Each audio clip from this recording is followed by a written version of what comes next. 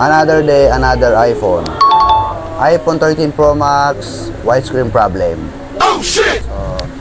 Hello sir, ano po ba nangyari dito sir? Ano po ba yung history niya? Di ko po alam, bigla po siya nag-widescreen po. Tapos yung una po alam po, nag-flicker po siya. Tapos nung nag-chat po ako, FB, Instagram, nag-ano na po siya, bigla po siya nag-widescreen. Ah, okay. Saan nyo kami nakita sir? Sa Facebook po, saka sa TikTok. Yun, no? So, shoutout sa mga nanonood sa atin. Maraming salamat po sa pag-share ng aking video.